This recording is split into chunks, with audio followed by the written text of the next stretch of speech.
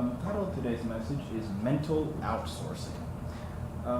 Outsourcing is obviously a thing that happens in economics where businesses that are created in one country end up moving out to a different country and then selling things back into the country that they came from. The most common example we have of this, pretty much, so they could send something over here and it's not taxed by our government, so they get to move over their things over here into our country for free.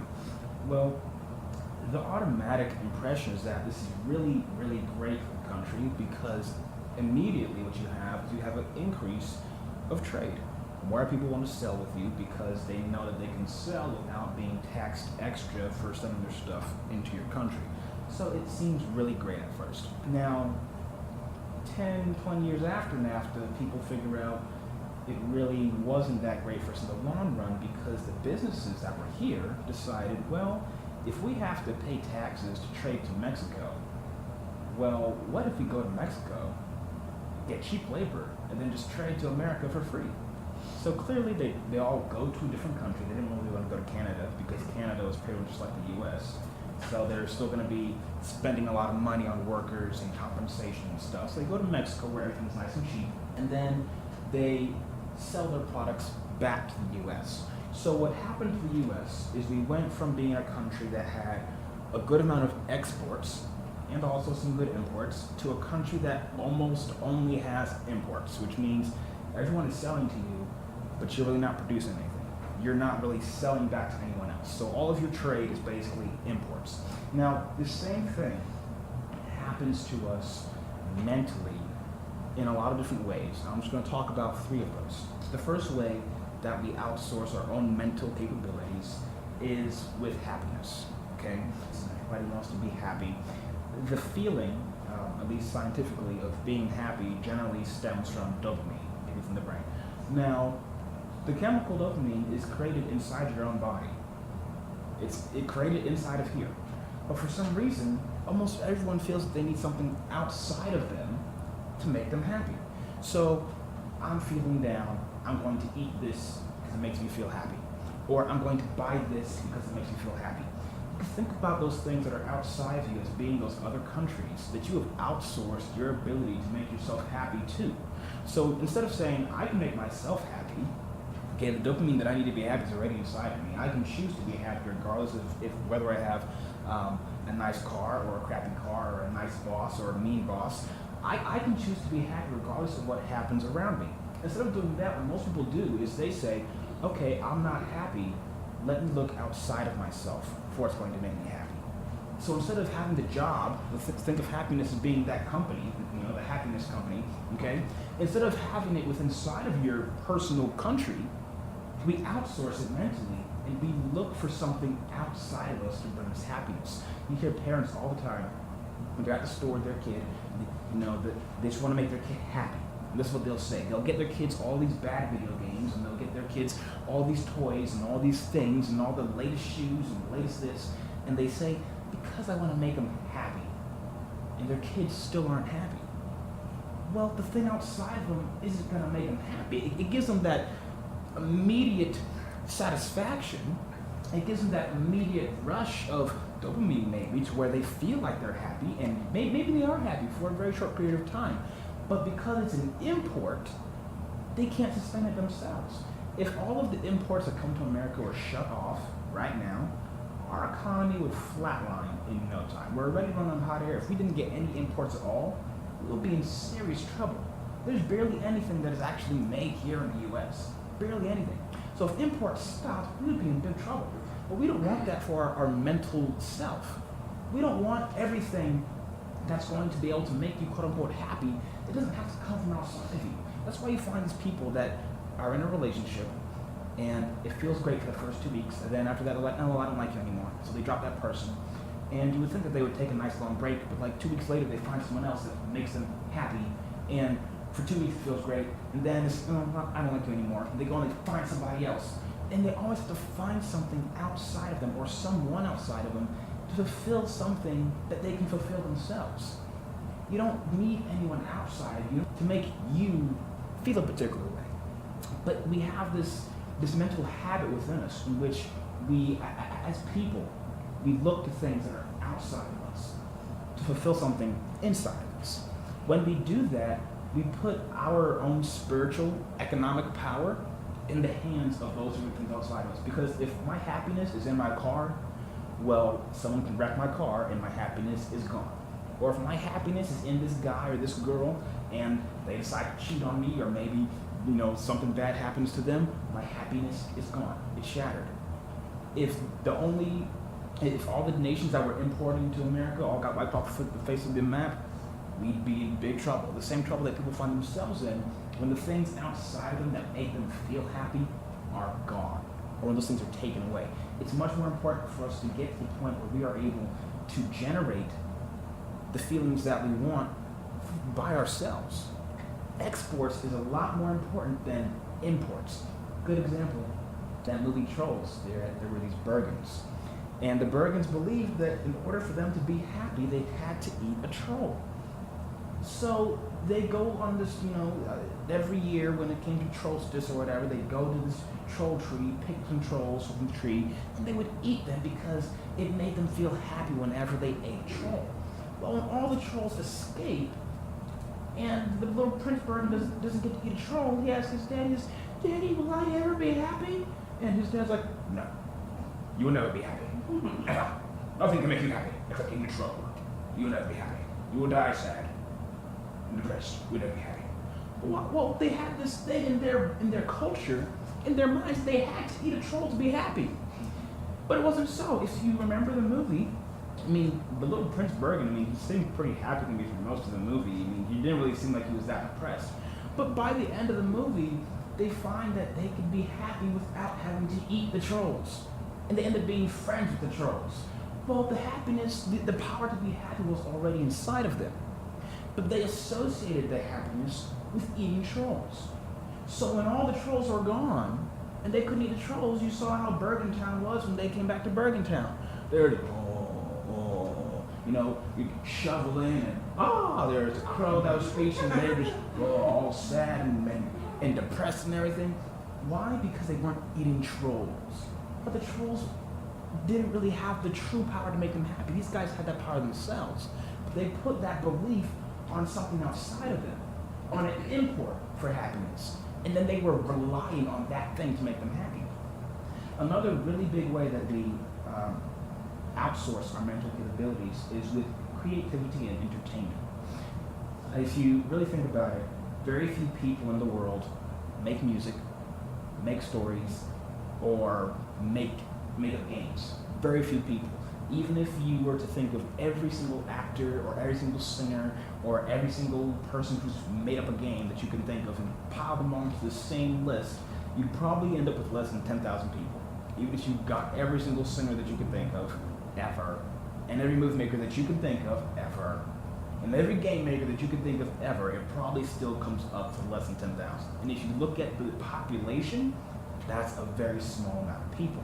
Now, the reason that very few people make music, or make up a story, or make a movie, or make up a game, is because we have TVs, and we have computers, and we can just sit there and look up something that someone else has done and entertain ourselves.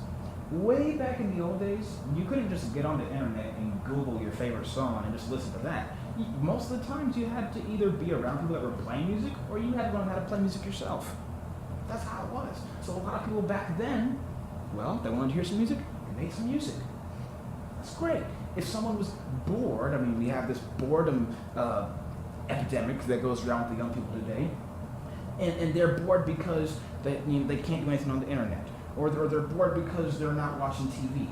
Well, a long time ago, people were making up stories, making games to do. They were engaging their mind. They were creating things with their mind that they could do. Now, here's the thing. It's great to enjoy the work that someone else has created from their mind. If it's something that's wholesome, that is great. But don't neglect your own creative power. And that's what we find, is that when instead of making a story, I can just watch someone else's story on TV, or instead of making music, I can just listen to people's music. What happens most of the time is that we stop using our own ability to do that thing, because there's no need for me to do it, because I can just look at what this person has done. And so when we stop using our ability, we start to lose our ability. I remember when I was young and Dad was teaching me, anytime I would complain about having to do more math work over the summer, he would say, if you don't use it, you lose it. Well, it's the same thing with our creative power. If you're not using your creative imagination and your creative gifts to create stories, create games, create music, if you're not using it because you spend all your time watching what someone else has done, then you're going to be losing it. That's why you have a lot of people that are like, oh, I can't draw, or oh, I can't write, or oh, I can't sing, or oh, I can't make music. And they say they can't. Well, the reason that they can't is one, because they say they can't, and two, because they spend all their time just looking at what someone else has already done. Now, it's one thing if you look at it and you appreciate it for what it is, and you're inspired by it, and you're like, oh, cool, that's a cool story. I can make a cool story too. And you go and you utilize that creative power. But I mean, a lot of us, we find ourselves in a state to where we are bored, and we're not even 30 years old yet. There's so much creative potential that is in a young mind, but it's sitting there doing nothing because we just wish that we could just sit there and watch what someone else has made up. But you can make up stuff. I remember when I was young, okay, we would sit there and we would make up the most epic stories ever. Even if there were no toys that we were even playing with, we would just be sitting there pretending to be all these different characters and stuff. We deserved Emmys, Grammys, whatever it is, okay? Best picture, okay? We deserved that stuff. We would just act out these characters. We would make great stories that could have been movies or something. Why? We didn't really have all the great channels to watch all the great things and the DVR and this and that, and so we had to make it up ourselves. And in making it up ourselves, we found enjoyment in that. Okay? There are some of you guys who have made up some games in certain ways and done certain things. Just, I think last year, 3 of us who made up this really cool dice game that was really awesome and played it for maybe a week or so, but that was a cool game. I remember when I was younger, I made up this marble game.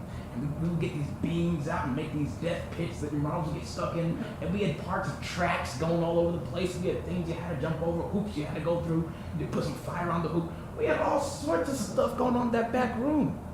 Why? Because we were allowing the creative power of our minds to do something. We weren't just watching TV and, oh, that's a cool thing that guy's doing, and just allowing ourselves to just veg out in front of someone else's creation. I'm not saying don't watch TV and look at what someone else has made with their mind, but don't allow your own creation, your own creative power to become, for lack of a better word, retarded. Because that's what begins to happen. If you don't use it, it's going to retard itself, and it's going to become minuscule, and then what someone else has done is going to be the only way that you can receive that creative anything. Because it's just going to be what someone else is saying, the music someone else made, the game someone else made up. If you don't use your own mind to entertain yourself, there are lots of stories that go through my head.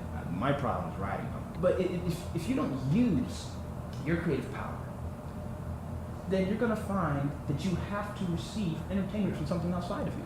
And then you are always going to be bored. And if there's a time where you cannot watch TV at all, regardless of what time of year it is, you're going to be very, very, very bored. If you don't learn to utilize your mind to make something up. I find that most of the innovative people were around before we got all the technology that we have today. If you really think about it. You had Einstein, you had the Wright brothers, you had Henry Ford, you had Nikola Tesla. Well, these guys, I personally believe if you took them back then and you gave them today's knowledge, they would accomplish a lot more than we accomplish today. Why? Because they were innovators. They didn't just sit there and look at what other people did before them and just learn about someone else's theory. They went and they actually made stuff. They actually went and they didn't just study what people before them did. They actually figured out how the stuff works. Why? Because they were using their own mind. They weren't just looking at what someone else has already done and be like, oh, well, that's great. Let me just keep on looking at it or keep listening to it over and over and over. And their own creative power is back here saying, hey, look at me. I could do something like that too. Hey. And we ignore it, and it becomes nothing after a while. The last thing that we definitely outsource with our minds is our salvation, okay? And a lot of people have placed their salvation on something outside of them. There's nothing outside of you that can save you. Nothing at all.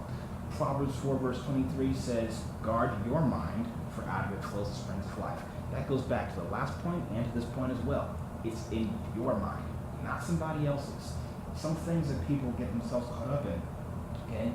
And these things aren't necessarily bad. Some of these things are actually helpful. But if we think that that thing in and of itself is going to save us, we're mistaken. One thing is church. Church is great to go to if you're actually learning something in church. Sure, great, go to church. And if you're actually learning something, or if your pastor's not saying something that is absolutely contrary to what the scripture says, then sure, great, go to church. But don't think that because you go to church, you're saved. Because it doesn't do it for you. Salvation does not come from the church. That's not where it comes from. Another thing, ashes. I think the Catholics have these ashes of red heifer, something that they sprinkle people with. And all throughout scripture, we see these people that when they're trying to get forgiveness, they strip themselves and they sit in sackcloth and ashes. Ashes don't really do anything for you either. The ashes aren't bringing you any forgiveness. The forgiveness is coming from the fact that your mind is in a place to where you feel so badly about what has been done that you are willing to put yourself down to that humble position and then fast and pray for forgiveness. That's what's doing it. It's your mind. It's your mind that is reaching out and saying, Yahweh, look, I'm so sorry for this thing that I have done. Please forgive me. If you weren't sorry, you're just like these kids. Well, the priest said I had to do this to be forgiven my sins. You get your sackcloth and you sprinkle the ashes down your... Sorry, Yahweh. And you're not really sorry. It doesn't do anything. The ashes don't save you. They don't. Sacrifices are another thing that a lot of people are really into and think that doing all these sacrifices and stuff will save people. But it won't. We can look in the scriptures and see that. In Hebrews 10, let's go over there.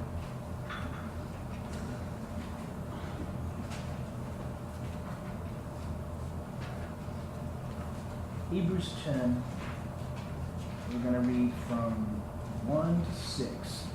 All right, so here in verse 1, it says, for the law having a shadow of the righteous things to come, and not the very image of the things, can never, with these same sacrifices which they offer continually year by year, make those who come near perfect.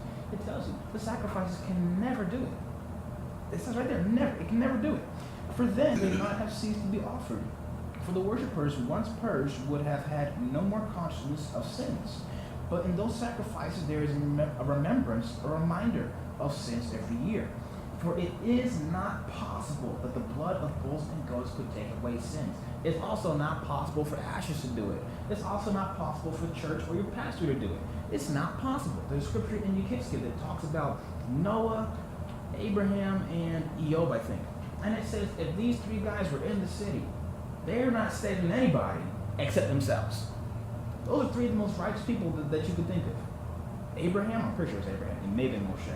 Okay, but either way, that's what's one of the big guys. Either the guy that took you out of Egypt or the guy that was the forefather of all of them, right? So either way, it's a big deal. Noah, who Yahweh said was righteous in everything he did, and Yahweh saved him from certain things, and Job, who Yahweh said was blameless.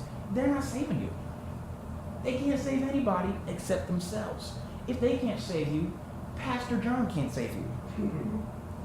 Really, Pastor John cannot save you if Eob cannot save you. It's not going to happen.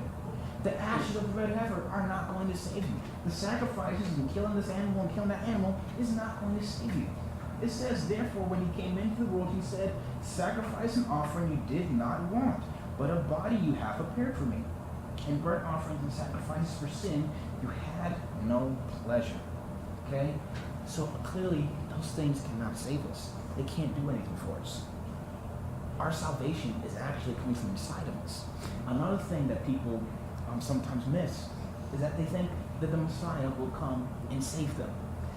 The Messiah is not going to return to save you. If he returns, it's not going to be, I'm here, boom, all the problems are gone, you're saved. That's not how it's going to be. And Scripture tells us that. And just because you believe he exists, or just because you believe he's coming, does not mean you're going to be saved. Scripture says the demons believe and tremble. So the demons know he's coming. The demons respect him. The demons know about him. When they were in the herd of swine, well, they were in those two guys that were blocking the path. When he came, they said, "Have you come to cast us out before the time?" They knew who he was. And they said, "Please, please, let's go to those pigs over here. Please don't send us away from this world just yet. Let us have some more time. 3,000 more years, please." They know who he was. Later on in Acts, my favorite scripture, these guys, they go around trying to cast out demons in the name of Yeshua. Okay, and they run up on this one group of demons, and these demons are like, we know Yeshua and like some other guys that he's with, but you can keep all your stuff over there because we're pretty sure you don't want none of that crap. Demons beat them up. These guys ran out of there naked, okay? But the demons, they knew who Yeshua was because they told them. They said, "We recognize Yeshua, but we don't know who you are. You don't have the paycheck to be coming and talking to us, peasant boy." That's what they were talking about. Like, what you talking to us for? We know Yeshua. So the demons know. So just because you go to church and you say, "Jesus Christ, I believe and declare that I know your name," or just because you're sitting there at the wailing wall, "Oh, Messiah, come save me," it doesn't mean that he's going to come save you just because you know of his existence, or just because you believe he's going to return to the earth. It doesn't mean it's going to happen. And here's the proof. Let's go to Matthew 25. Matthew 25. I also really like the scripture a lot because if you think about the scripture, when you read it, just think about the people on the left and just imagine them being as giddy and happy as people on the right and just, what's he going to give us? You know? And then they figure out the truth of what's really going on. We're going to read from 31 to 46. This is talking about when Yeshua comes in his glory with all his holy Malachim, in verse 31. And there's people from all nations that are gathered. And he puts some on the right, and he puts some on the left. And everyone's like, "Oh, yay, Messiah's here. This is just it. Why are they moving over there?" Go there, they can go over there if they want. I'm over here on the left side of Jesus Christ. This is just so great. Beholding all his glory. Amen. Okay? And he says to the people on the right, "Hey, you guys have done really well." Because as you read through it, what does he keep saying? He said, "You saw this person like this, and you helped them." He didn't say, "You're getting blessed because of me." He doesn't say that. He says right here, "You gave me food. You gave me drink. You did these things. You called these people. You did it. So therefore the salvation wasn't you because you did it." He didn't come down and do it for you and then say, "You're blessed because I did it for you."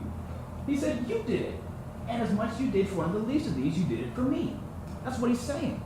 So therefore the salvation was in them because they're the ones that did it. Now you go down to 41, he tells these other people who are over there, like, "They got the blessing good. Second time, we're going to get the blessing too, baby. Oh, sucker. We'll see you out there, Charlotte." That's right. And your best buds in heaven too. And he tells them, "You get away from me." You smooth his face. "We went to church. We got sprinkled every other Sunday with that nasty water. We put money in the plate every time it came around. And you're saying us first to get away? Just forget our plate, then forget our plate? Is that how it is now? You forget our plate then? Huh? Is that how it is?" And he tells them, "Look, when you saw this person like this, you didn't help him. When you saw this person like that, you didn't do anything. When you saw this, you didn't do anything." He's saying you didn't do it. Just like he said to the other people, "You saw this, you did it." He's telling these ones, you didn't do it. So where is the salvation? It's not in him. He's the one that's leading you to the salvation, but it's inside of them because the people that are getting salvation did something. He says you did it, and those who don't, he's saying you didn't do it. So therefore, salvation, and whether you were going to get in or you're going to get thrown out, was inside of everybody who was there. And everyone had the same chance. Everybody had the same chance to do it. But some did, and some didn't. Why? Because some of them outsourced their ability for salvation. That's why. And said, well, when Jesus comes back, he'll save me. So I'll do whatever I want. When Jesus comes, he's going to save me because I go to church and I say Jesus, amen at the end. So I'm good. Or I put my prayers inside this wall and I bow down in front of it and I pray 3 times a day, so I'm good. Or I sprinkle ashes on myself, so I'm good. Or I kill, the biggest bulls I ever found. Every year, Pastor, I get the biggest bull that I ever did see. And I kill that mug right there on the altar every single year. And I pluck my little tendrils. And I got super long ZZs. So I know I'm good. No. None of that stuff is going to save you. Absolutely none of it. I have one more scripture in Luke 17.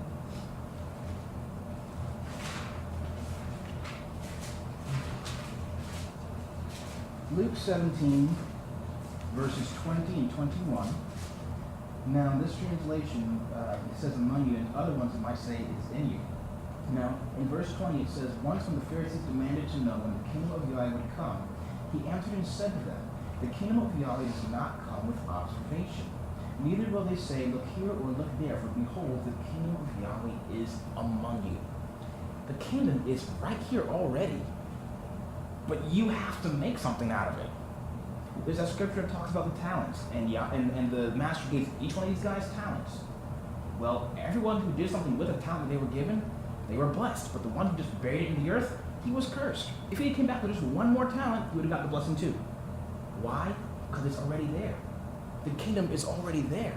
But if we outsource it, and expect something outside of us to save us, or expect something outside of us to make us entertained, or expect something outside of us to make us happy, or expect something outside of us to do anything good for us, then we've outsourced the kingdom of heaven. And the power that we have within us dwindles because we don't use it. And we say, well, I need that to make me happy. I need that to help me focus. I need that to save my soul. I need that to save my life. I need that to be healthy. I need that to be fit. I need all these different things for things to work in my life. No, you don't. It's all right here already. Out of your mind flows the springs of life. It's all inside of you already. There is nothing outside of you that truly makes you healthy. There is nothing outside of you that truly makes you happy. There is nothing outside of you that can truly help you focus. Even if you think it can. It really can't. There is nothing outside of you that can save your soul. Absolutely nothing. There's nothing out there that can do any of those things for us. All we're doing is we are outsourcing our own mental and spiritual powers to things outside of us that have no real power at all. And when we do that, and those things outside of us begin to fail, then we find that we're like a nation that's cut off from every other nation that was supplying it. Scripture talks about the gods these guys make. Their images of gold and silver and wood, and how these things have no power at all. Well, why was it that these guys kept doing this for generations? Why? Because something was working, but it wasn't because of that idol that was there. These guys sat there and they wanted it to rain, or they wanted to get some new goats, and they would make some golden image, and they would pray before that thing, and they would put their mental energy all into getting these goats, but they would think it was this thing right here, and when 10 goats came walking into their field, they would be like, I knew it was a good idea! Here's this silver image. But it was the power of their own mind that did it. What did they do? With their own belief, they outsourced their power and said that thing did it. And they put all their belief that thing did it. Well, if you believe wholeheartedly that thing did it, then when some thief comes and steals that thing, since your belief is that thing did it, your power is gone. Because you don't believe that you can do it. Because you believe that the silver image did it. And now it's gone and you can't do anything. This is what happens when we outsource ourselves. So the point of the message today is that everything that is of benefit in life can be attained in here. Physical health, mental health, quote-unquote happiness, creativity, imagination, salvation, all of those things can be attained inside of us. We don't want to waste our time outsourcing our mental abilities to things outside of us. Don't look outside of you for your health. Don't look outside of you for your sanity. Don't look outside of you for your happiness. Don't look outside of you for your entertainment. You can watch stuff, you can listen to stuff, that's great. Listen to some nice music, watch some nice shows. But use your own imagination as well. Don't let that die. Don't let that die. Because you may not always have the music of others to listen to. You may not always have the shows or the stories of somebody else to watch or read. But you will always have your mind. And if you keep that active, and you exercise your power of imagination yourself, then it doesn't matter the circumstances, you're going to be able to have something to occupy your mental faculties with. And the most important thing is for us to not be caught thinking that there's any person or any object outside of us that can save our souls. Because all the power is right here already. All is right here. When the day comes, there's not going to be any pointing the fingers and saying, well, I didn't have enough of this, I didn't have enough of that, or I couldn't buy that in time, or he didn't, or she didn't. It's all going to be, what did you do? It's not going to be, why did you outsource your jobs to Mexico? It's going to be, what did you do here? What did you do? That is what's important. It's what we do within ourselves and how we operate our own mental power.